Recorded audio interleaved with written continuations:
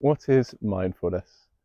A really simple explanation could be pay attention, let go, and be kind. I'll break it down just a little bit. You could talk about this for hours, but I'll break it down just a small amount. So pay attention. Pay attention to what? You can pay attention to the world outside of you. Obviously, I'm somewhere very pretty, but you can be sitting absolutely anywhere in the world and still pay attention to the sounds, the feeling, the smell, the taste of all the things which are near to you and around you. We're not seeking anything pleasant or unpleasant. We're noticing things just as they are. So a sound arises and then it goes. You notice something and then you move on. So we're not falling into traps and stories about things. So that's the world outside of us.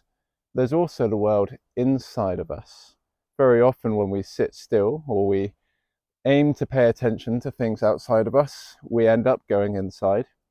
Mindfulness allows us to pay attention to what is inside of us in a structured and a way that gives us a way of being a little more kind and organized around it.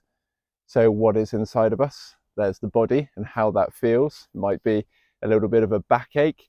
It might be the feeling of fullness or emptiness in the tummy.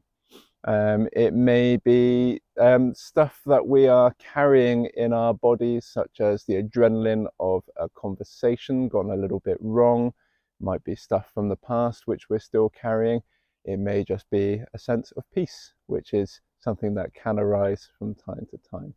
So there's the sensations in our body. There's also our thoughts. We get to work with our difficult mind in mindfulness. We notice that our mind is always full. It never, ever is completely empty of thoughts, and we're never trying to empty it of thoughts. We're simply learning to notice them as they arrive and notice how they move and interact with our body and our experience and how we can react or respond to them. And so that's the paying attention. The letting go, that comes to do with noticing the emotions that arise, the thoughts that arise, the stories that appear for us, and seeing them for just as they are. They're things that pop up from time to time. They might move our kind of chemistry around. They might change how we feel or how we think about things, how we hold ourselves. We can learn to notice them. We don't have to change them. We can notice them. And once we watch them for long enough, we can learn how to redirect our attention. That way they can have less power, less control, less sway over us, whilst still appearing and existing with no need to either suppress or strive to do anything about them. So that's the letting go. Finally is be kind. It's one of the simplest, most abstract things. It can also be one of the hardest things for some people, or for anybody at any point in their life as we kind of move through difficult or maybe challenging times in our life.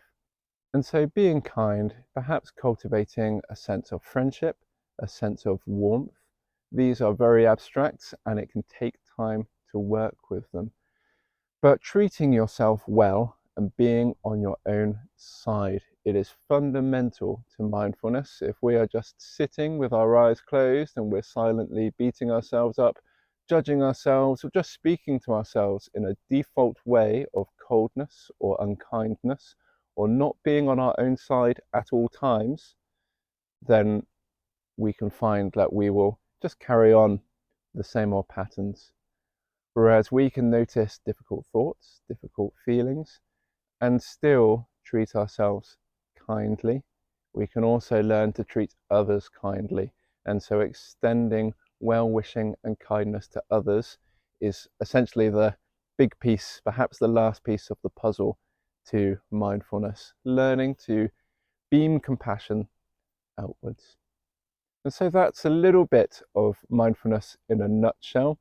Pay attention, let go, be kind. We can unpack that, go into that much further, and it's a long journey. But if we're working with a tiny framework, something to come back to time and again, It can be those 6 simple words.